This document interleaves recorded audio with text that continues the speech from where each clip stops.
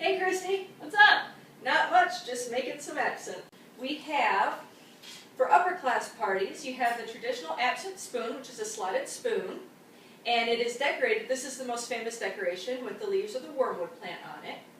And then you have a special glass that actually has a little bowl down here to tell you how much absinthe you would put into it. Okay. So why is the glass so big then, if you're only filling it to here?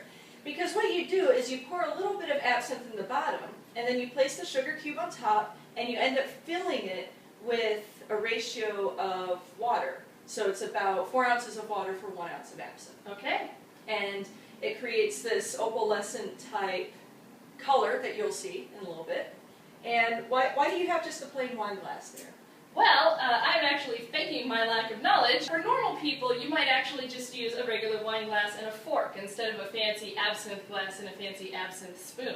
But we're going to do both for you today, and also a special, more modern demonstration at the end here. So, do you want to go ahead and get started? Yes. Let me dispose of the cap real quick. The bacon is guest starring in the video today. Now, absinthe is known for its characteristic green color, which comes from the green anise plant, which is one of the herbs used in distilling this fine spirit.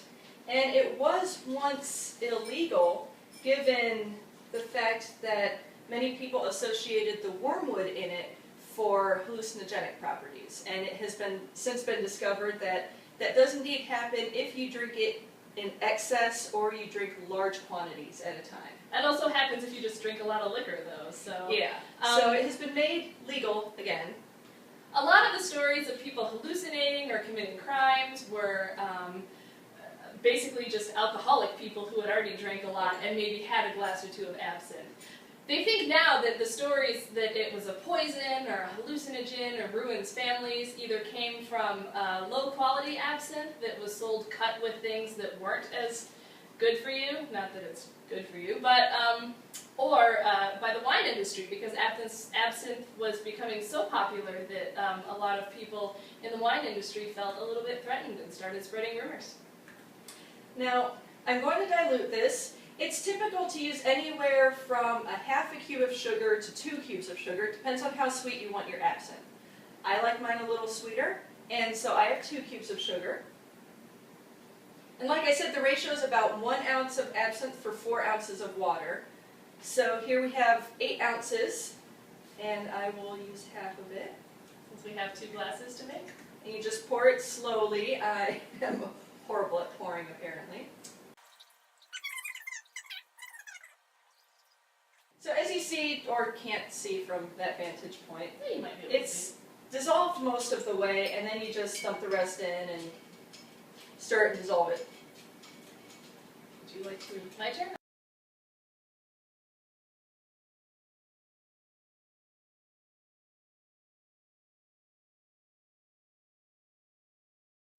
So as Kristi was saying, ideally you would time the speed of your pouring with the dissolving of the sugar cube. Okay.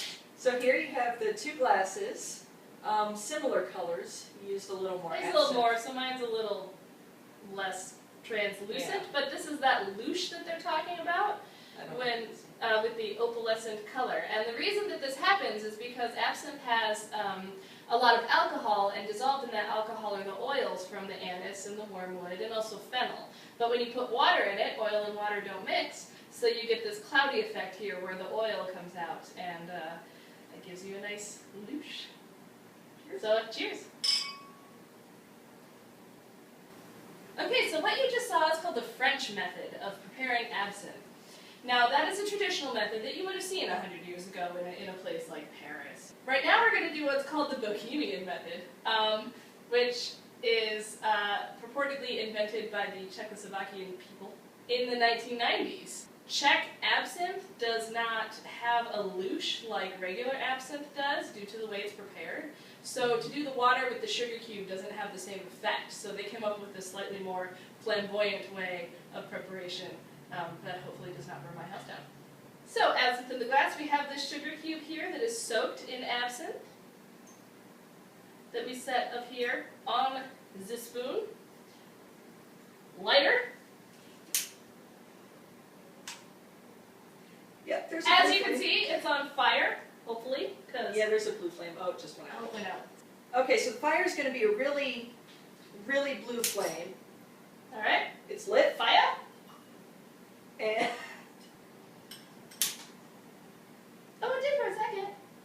okay, so as per the description we read, you light the sugar cube, and then you dump it into the I'm absinthe, gonna try one more. and we are trying again. Might work better in the dark. Third time's a charm. Third time's a charm. Fire! Oh, it worked for a second. Well, that's supposed to flame, and then you dump the water in. I bet it works better in the Czech Republic. Oh, that's on fire. Okay, so fourth time's the charm. Alright, sugar cube on fire. So ideally, this is what's supposed to happen. And then, water. Drink.